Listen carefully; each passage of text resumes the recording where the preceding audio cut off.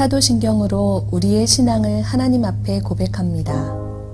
전능하사 천지를 만드신 하나님 아버지를 내가 믿사오며 그 외아들 우리 주 예수 그리스도를 믿사오니 이는 성령으로 잉태하사 동정녀 마리아에게 나시고 본디오 빌라도에게 고난을 받으사 십자가에 못 박혀 죽으시고 장사한 지 사흘 만에 죽은 자 가운데서 다시 살아나시며 하늘에 오르사 전능하신 하나님 우편에 앉아 계시다가 저리로서 산 자와 죽은 자를 심판하러 오시리라.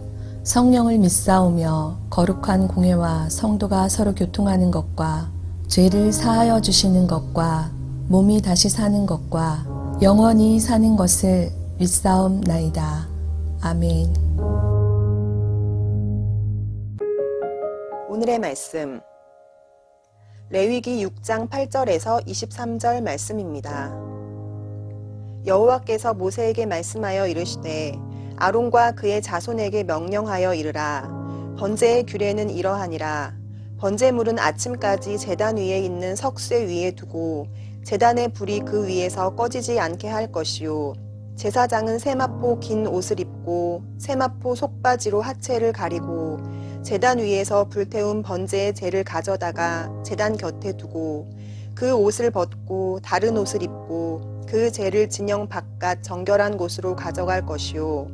제단 위의 불은 항상 피워 꺼지지 않게 할지니 제사장은 아침마다 나무를 그 위에서 태우고 번제물을 그 위에 버려놓고 화목제의 기름을 그 위에서 불사를 찌며 불은 끊임이 없이 제단 위에 피워 꺼지지 않게 할지니라. 소제의 규례는 이러하니라. 아론의 자손은 그것을 제단 앞 여호와 앞에 들이되 그 소제의 고운 가루 한 움큼과 기름과 소제물 위에 유향을 다 가져다가 기념물로 제단 위에서 불살라 여호와 앞에 향기로운 냄새가 되게 하고 그 나머지는 아론과 그의 자손이 먹되 누룩을 넣지 말고 거룩한 곳 회막들에서 먹을지니라. 그것에 누룩을 넣어 굽지 말라. 이는 나의 화제물 중에서 내가 그들에게 주어 그들의 소득이 되게 하는 것이라. 속죄제야 속건제 같이 지극히 거룩한즉 아론 자손의 남자는 모두 이를 먹을지니 이는 여호와의 화제물 중에서 대대로 그들의 영원한 소득이 됨이라. 이를 만지는 자마다 거룩하리라. 여호와께서 모세에게 말씀하여 이르시되 아론과 그의 자손이 기름 부음을 받는 날에 여호와께 드릴 예물은 이러하니라. 고운 가루 10분의 1 에바를 항상 드리는 소제물로 삼아 그 절반은 아침에 절반은 저녁에 드리되 그것을 기름으로 반죽하여 철판에 굽고 기름에 적셔 썰어서 소제로 여호와께 드려 향기로운 냄새가 되게 하라. 이 소제는 아론의 자손 중 기름 부음을 받고 그를 이어 제사장 된 자가 드릴 것이요 영원한 규례로 여호와께 온전히 불사를 것이니 제사장의 모든 소제물은 온전히 불사르고 먹지 말지니라. 얼마 전 동계올림픽 기간 USA 투데이 스포츠의 뉴스가 하나 올라오게 되었습니다. 폭설에 성화가 꺼졌다. 말 그대로 강한 폭설로 말미암아 절대로 꺼져서는 안 될 올림픽의 성화가 꺼졌다는 뉴스였습니다. 올림픽 기간 동안 올림픽을 주관하는 나라는 절대 그 성화의 불을 꺼뜨려서는 안 됩니다. 성화는 고대 올림픽의 전통을 지키고 변함없이 타오르는 열정의 불꽃으로 그 자체가 올림픽 정신을 상징하기에 개최국은 온갖 정성과 이 최신 기술을 다하여 불이 꺼지지 않도록 잘 관리해야만 했죠. 하지만 만약 이 불을 잘못 관리하여 꺼트린다면 그 자체는 문제일 뿐만이 아닌 곧장 국제적인 망신이 되는데 이 망신을 얼마 전 동계올림픽 개최국이 경험하게 되었다는 것이죠. 그런데 이런 올림픽의 성화 말고도 결코 꺼트려서는 안 될 불꽃의 이야기가 오늘 말씀 속에서 등장하고 있습니다.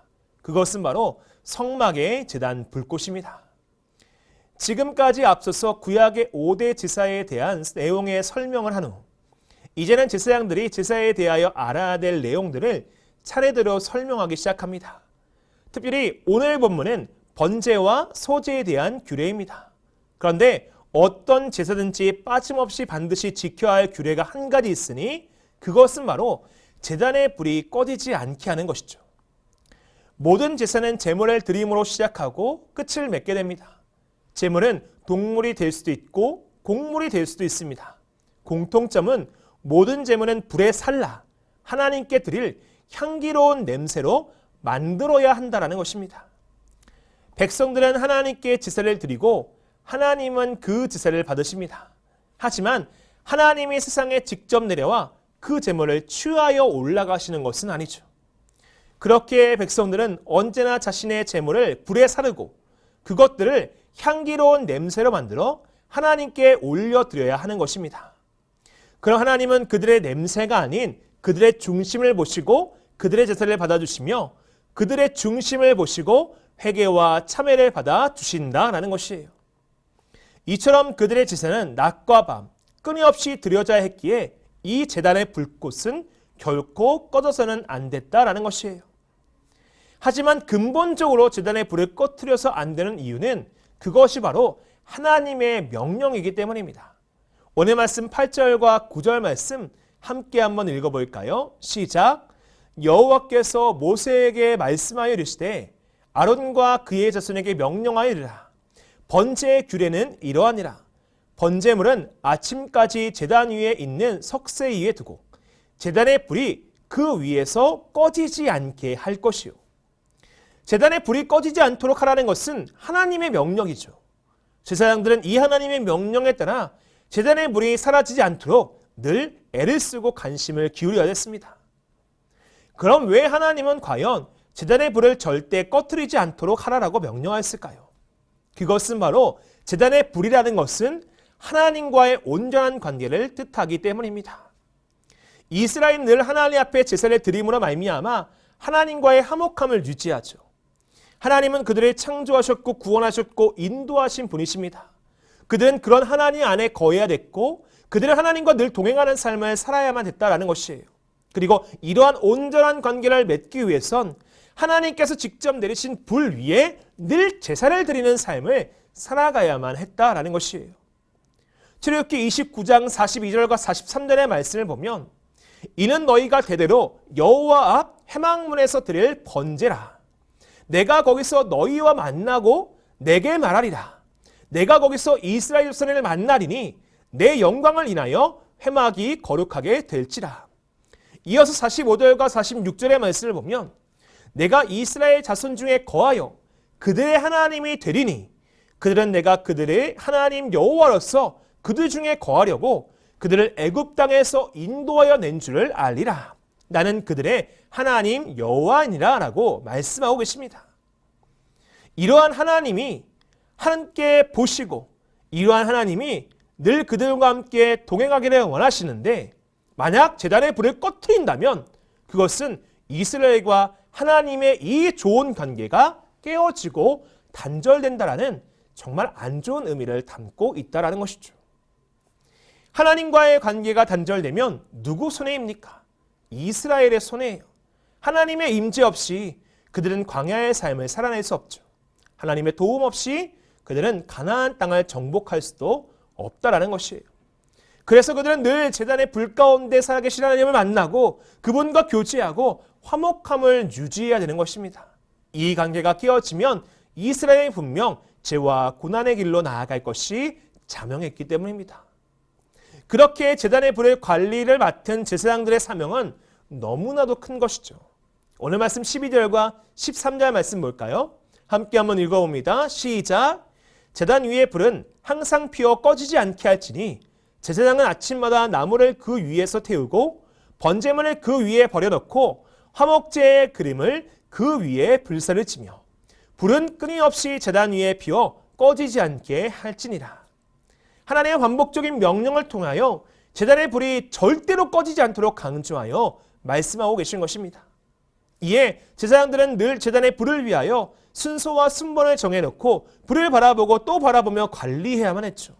주야로 수많은 제사장들이 자신의 목숨을 걸고 그 불을 지켜 나아갔다라는 것이에요. 때로는 강한 바람이 불거나 비바람이 몰아치거나 기온이 뚝 떨어질지라도 장막을 이동해야 하거나 적군들이 몰려오는 위급한 상황 속에서도 제사장들은 이 불을 지켜야만 됐다라는 것이죠. 그것이 바로 제사장들에게 주어진 사명이었기 때문입니다. 그럼 오늘날 제사장인 우리가 우리 역시 제사장 아닙니까? 지켜야 될 제단의 불은 무엇입니까? 스펄전 목사님은 말씀하시기를 우리가 지켜야 될 제단의 불은 바로 기도의 불이다라고 이야기하시죠. 기도의 제단의 불이 항상 타오르게 하십시오. 그것이 모든 경건의 생명입니다. 그 불이 절대 꺼지지 않도록 은혜를 구하시길 바랍니다. 은밀한 기도 생활이야말로 생명 있는 참 기독교의 정수요, 증거요, 측정기이기 때문입니다. 이와 같이 우리가 오늘 지켜야 될 제단의 불은 곧 기도의 불인 것입니다. 이 기도의 불이 꺼진다면 우리 안에 성령의 불 역시 꺼지게 될 위험 가운데 처하게 되죠. 기도는 예수님의 습관이고 기도는 하나님의 능력이며 기도는 성령님의 역사일 줄로 믿습니다. 그러니 오늘 우리는 구약의 제사장들이 제단의 불을 지켰던 것 같이 우리의 삶에서도 기도의 불이 꺼지지 않도록 언제나 어떤 순간에서도 기도하며 하나님을 바라봐야 된다라는 것이에요. 기도의 불이 붙으면 하나님과의 관계는 깊어지고 하나님과의 관계가 깊어지면 우리의 삶은 늘 생명력으로 가득 차게 될 줄로 믿습니다. 이 영적 원리를 기억하시고요. 오늘도 여러분의 제단의 불꽃, 여러분의 기도의 불꽃을 잘 관리하여 하나님 안에서 승리하는 삶을 살아갈 수 있는 저와 여러분 되시기를 주님의 이름으로 축원드리겠습니다. 기도하겠습니다. 사랑과 은혜가 많으신 하나님 아버지, 오늘도 말씀을 통하여 진리를 깨닫게 하심에 감사드립니다. 하나님, 우리가 하나님께서 제사장들에게 맡겨주신 그 제단의 불을 꺼뜨리지 않도록, 우리 가운데 맡겨주신 그 기도의 불을 꺼뜨리지 않도록 늘 애를 쓰고 노력하며 믿음으로 살아가게 하여 주시옵소서. 우리의 기도의 불이 활활 타올라, 우리의 제단의 불이 활활 타올라 하나님께 향기로운 냄새로 드려질 때 우리 하나님 기뻐 받으시며 우리의 삶을 돌보시고 우리의 기도를 응답하여 주실 줄로 믿사오니 오늘 하루 여러 상황과 환경 속에서도 우리의 믿음과 중심을 잘 지켜나가게 하여 주시고 매 순간순간마다 쉬지 않고 하나님께 나아가 기도하는 삶 살아가 하나님께 영광 돌릴 뿐만이 아닌 우리의 삶 가운데 하나님의 은혜가 차고 넘치게 하여 주시옵소서. 기도함으로 하나님 바라보는 지혜로운 자, 승리하는 자가 되기를 소망하오며 감사드리오며 예수 그리스도의 이름으로 간절히 기도하옵나이다. 아멘. 주님이 가르쳐 주신 기도로 예배를 마칩니다. 하늘에 계신 우리 아버지여, 이름이 거룩히 여김을 받으시오며 나라가 임하시오며 뜻이 하늘에서 이루어진 것 같이 땅에서도 이루어지이다. 오늘 우리에게 일용할 양식을 주시옵고 우리가 우리에게 죄 지은 자를 사하여 준 것 같이 우리 죄를 사하여 주시옵고 우리를 시험에 들게 하지 마시옵고 다만 악에서 구하옵소서. 나라와 권세와 영광이 아버지께 영원히 있사옵나이다. 아멘.